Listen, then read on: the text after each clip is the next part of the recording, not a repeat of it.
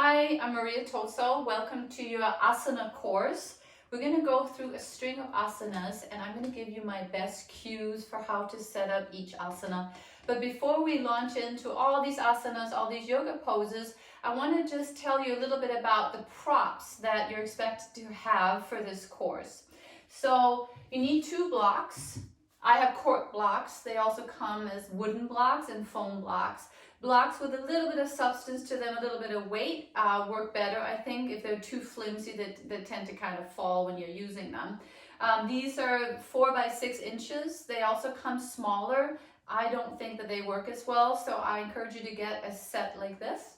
And in addition to that, get a 6 feet belt like this. They come with D-rings like this. Some of them are plastic. I would avoid those. Try to get these metal D-rings. They just work a little bit better. This one is 6 feet long and that should be adequate. In addition to that, for the restorative portion, you'll need a bolster.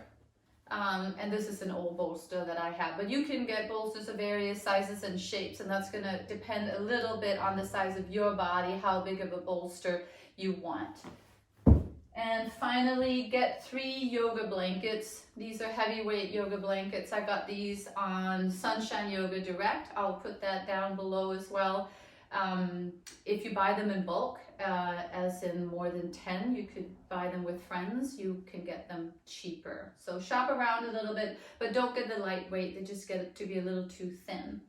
So that's it for what you need. Well, a mat, of course. And as far as a mat goes, they come in all kinds of price ranges. The most important thing is that the mat is sticky, that it has kind of some stickiness to it. It doesn't have to cost $100 to have that. This particular mat is Tapas, T-A-P-A-S.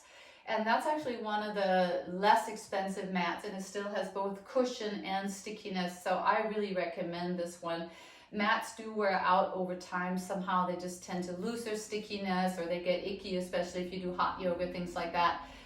So spending $100 on a mat is not necessary, and you might find a $100 mat you like, but as far as this class goes, just something that has some stickiness and some cushion to it will be adequate. I think I got this one on Amazon, but you can shop around a little bit for a mat. So that's it. And then you need to have a space set up in your house as well. And anything that's just a quiet, clean space where you can do your practice, both when you take classes and also for your own practice, have that set up and ready for you. It's a little bit like practicing an instrument. If you have a nice corner for your, violin stand and a music stand or whatever, you're more likely to go practice than if you have to clear a space and set it all up. So if there's any way that you can carve out a space for yourself in your home, that would be super helpful as well. As far as what I'm practicing in, just something stretchy, something that allows you to move.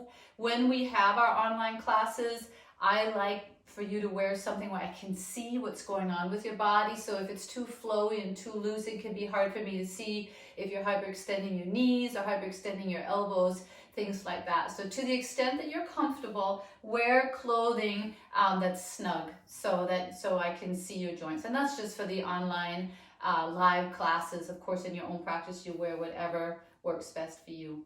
Okay, so let's get started.